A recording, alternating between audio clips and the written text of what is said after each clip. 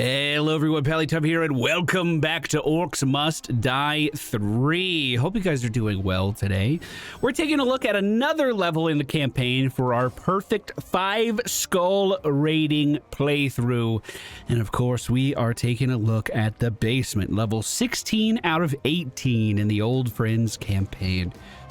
What a fun journey this has been so far. Remember, if you're enjoying this series, please be sure to hit the thumbs up button. Just takes you a quick second and helps us out a ton here with the algorithm. Also, please mark your calendars. November 6th on twitch.tv/MFPallytime. We are raising money for the Arnold Palmer Hospital in Orlando, Florida, trying to raise $37,000 to help sick kids get better. That's our goal. That's the day, and I hope to see you there. Let's take a look at the basement. Why this level is called the basement completely eludes me. There are 3 entrances, one on the north side, one on the southwest side, and one on the southeast side, tucked away in these corners. Let me show you what one of these looks like. There are extremely short paths from all of these entrances to get to the rift. That can be really, really difficult to deal with when one path is like that. But these are all pretty short, middle being the shortest. This is on the high floor of this area, and there's so many bombs that you can drop off the side to deal damage down here. But down here on the lower floor, there's not a single entrance to anything. The only way an enemy can get down here is if, oh, that's really pretty, is if they're knocked off of the top area, then they traverse one of these ramps to get back up. With a par time of 10 minutes, there is no feasible way that a strategy could consist of knocking enemies off and feeding them into another kill box. There's just not enough time for it. Nowhere even close. And these side paths don't interact with this ramp in any way. I'm really perplexed by the level design here. It's like over half the map isn't being utilized. I don't get it. There is a really convenient portal on either side of the map that takes you to the mirroring side. So I'm on the east side of the map right now. If I need to go west, boom, immediately there. Super duper simple. But most of the time, I find I don't use those portals at all because I'm mainly in the middle of the room. The traps we're using in today's level, man, this is a weird one. This is a weird one. Staff of Domination, mainly for the mind control effect. Really helps with controlling those ogres in the late rounds. We have the Bastard Sword, or the Great Sword, or whatever it's called. Very important here, we have the upgrade where every time we swing, we heal. Super imperative. This is how I'm going to tank a lot of the damage that comes towards me in this round. And we're coupling this with the Fear Jar. Not only for the passive effect, when enemies hit me, they'll be feared because we're going to be in melee range swinging a lot. That'll happen all the time. But also for the active effect. If we need to step away and do something else, having this fear to stop enemies from progressing forward is really, really strong. I don't believe we've used this one before. This is, I don't even know the name of it. The Ring of Storms. This does 2 things for us. Number 1, we're fighting really, really close to this rift. So much so that enemies might get close to it. The Ring of Storms actually shocks enemies in the vicinity, killing most little orcs, which can help out a ton. But there is also an active effect. Do the active effect, it spawns a storm over your character, and then as I'm sitting here swinging in melee range, we're also going to be electrocuting enemies around me too. Very, very strong combination. Because we're so combat focused, I'm getting a mana potion just in case, and we honestly don't need it with the rest of our trap layout.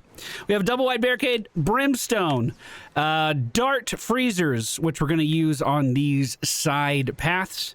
UFOs with physical damage, gravity lifts with physical damage, super duper important, and wall grinders to deal damage to enemies as they walk along a path. And let us begin. Round 1 is going to have 3 groups of orcs coming out in this wave. All of these orcs are located in the center path. We're going to try to stand closer to the gate when we're using our melee attack here rather than back here, because if we get a leak, I'll have more time to react to it if I'm kind of forward on the barricade. Speaking of which, wow, we got one really, really early on. That's actually extremely unfortunate. And the fear jar there actually caused all of these guys to run forward because I think I placed it slightly behind some of those orcs. So not the best start, but we're not going to let it get us down. Our right click on our sword also sends lightning towards our enemies down a line, which can be very strong for cleaving these guys down once they group up. And remember, if you ever need more mana, you have the trinket there ready to go. Now that we have some more money, we're going to come to the southeastern side and set up 3 gravity pillars, a brimstone on the ground, and then we're simply going to stand on the brimstone. These gravity pillars we have used throughout the campaign because they are exceptional at slowing down waves of enemies. We had kobolds, orcs, casters, all kinds of stuff in there, and they were all simply picked up by the gravity pillar and killed. Now, the gravity pillar is not perfect. It does have a weakness, and that weakness is large enemies. But this is exactly why we're bringing the Staff of Domination. We're simply going to make these guys fight each other. They're standing inside of the gravity pillar. They're taking damage even though they're not being picked up. Before I leave, I'm going to put one more dart down. More enemies. Those darts are lined up just above the barricade if you need any help lining this up. And this next round, round 3, is going to have enemies coming out of both of the corners, the southeast and southwest corner. We just dumped a lot of money into the southeast corner, hoping to make that side totally self-sufficient.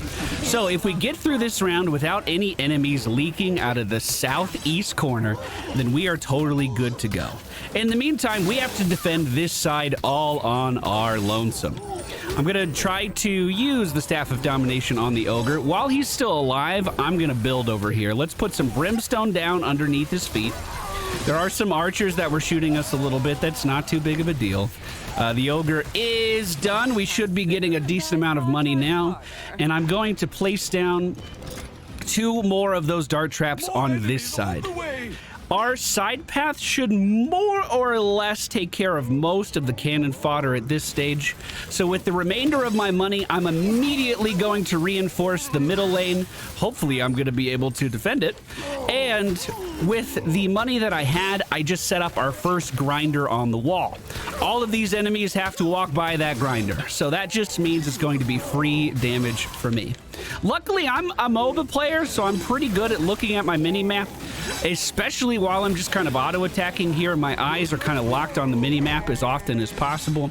We do have an ogre pushing forward. That can be a little scary because he can throw some of these enemies around, but 1 mind control and we're good to go. The reason I mentioned I'm looking at my mini-map is because we did have 1 ogre leak on the southeast side. But 1 right click of the Staff of Domination is enough to completely stop him in his tracks. We'll right click again just for good measure. Now let's add in some more defenses here. 1 more grinder on the wall. We're going to add a barricade even with that line of chains, and 1 more grinder on this wall. The southwestern side of the map now has enemies pushing out, but this is pretty well built up at this stage, and we shouldn't need to do too much there. And with those grinders in place in the middle lane, a lot of the small little orcs are going to be taken down from that. We now want to defend right about here, so that every single orc we hit has to move through our grinder line to get to us.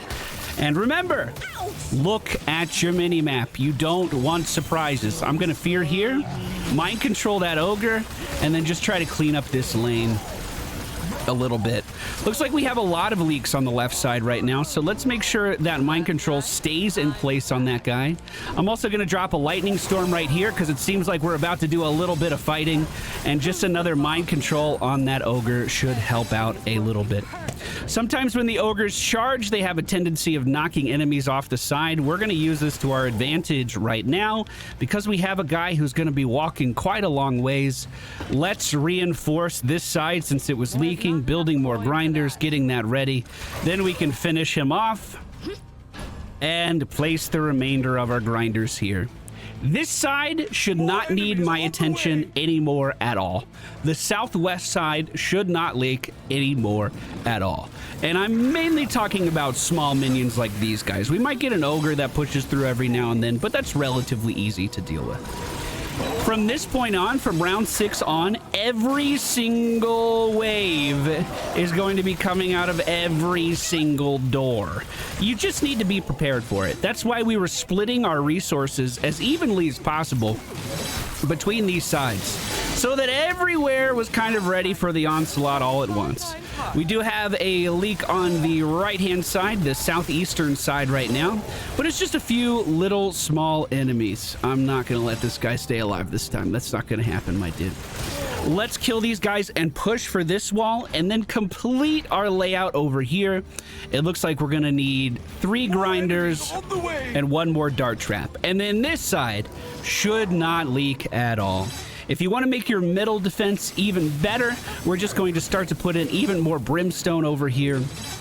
As this gnoll is running towards me, we're going to lead it to the rift. Those guys don't actually count as rift points because they're just here to hunt you. They actually don't care about invading the human world. So we're just going to let them go in there. That's not a big deal at all.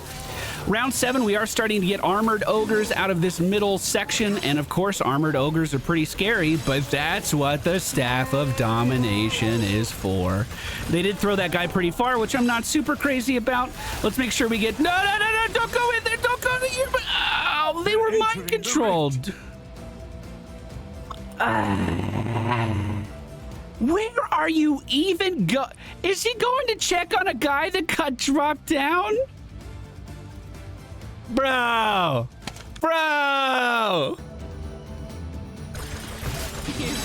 Back to round 7. Let's try this again. My other sides are extremely built up, so I can put all of my money into the middle area right now, which I'm pretty sure is what we did last time too. I'm gonna fight right here. As soon as I see those ogres spawn, they're gonna be mind controlled.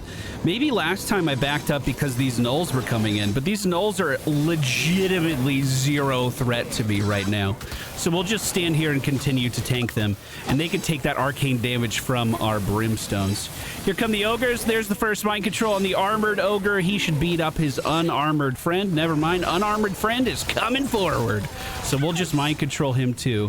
Let's put down our shock cloud here as well. I'm not taking any chances with these guys this time. That's going to finish off one. Here comes the armored ogre. He's mind controlled again, and we will finish him off as well. Okay, holding much better this time. Again, I think the other sides are impenetrable already with the setup that we have. We're just going to continue the arcane brimstone out this door. The reason this middle area is so hard to defend is because your ceiling traps are basically ineffective here. There's no good place to build ceiling traps, aside from maybe like auto ballistas behind you or something, but that's going to be long range single target damage. That's not going to be anything that's going to be stopping this horde, which is why we went for this melee setup, which is why we're going for all of these choke points. And with this strategy, we don't really have any problem with the par time as well, which 10 minutes is not a lot of time to get 8 rounds done in. But because our trap gauntlets on the right and left side of the map are so effective, it really frees us up quite a bit. I'm going to go ahead and put the shock cloud up here. It should do a pretty good job of finishing these ogres off. I'm going to use the mana trinket as well, just to make sure he doesn't get through. He was creeping in again while mind controlled. I don't like that, my dude. I don't like that. Okay, maybe the sides aren't impenetrable, but look how long it took these guys to start making some ground on us. And the last armored ogre is mind controlled by the Staff of Domination. And that's going to be a nice, easy 5 skull run right there, my dudes, other than the reset. Those ogres, man, they get a thought in their mind, and it's the only thing they can think about. Must get to the rift. 239,000 might be the lowest score we've gotten on any of these levels. Let's see where that puts us on the leaderboard. 288,000 is what I got on the previous run to this, and that puts us at 3,676. Nice. What's the global? 3.7 billion. Ooh, 3.7 million. I think if you're gonna go for a high score on this level, you're gonna have to do single barricades probably. And force the enemies to like walk under this line or something. Exactly. You're gonna have to bring every wing into the same kill box, which means you block this off entirely and just have it so the enemies can walk towards you. But then you would need to barricade this as well and have them walk around the back and pray that an ogre doesn't knock one over. I imagine that's how you would high score chase here, because I don't know how else you would do it at all. That's just the first thing that's coming to my head. Now, this would be a pretty effective kill box as well. You could put lasers on the ceiling. That would be pretty good. You don't have any walls, though, so maybe it wouldn't be that effective. Yeah, I don't know. I have no idea how that guy got that high score. But that's not my problem either. Thank you guys so much for watching. I do hope that you enjoyed. The next level is really, really hard. Coliseum. And it's, again, another example of a level where I beat it in co-op with my friend, but I was responsible for one half of the map and he was responsible for the other. There are 4 different entrances on this map. And I don't know what I'm going to do. That's future me's problem, though. Take care, guys. Have a great day. Hope you enjoyed, and I'll see you again soon.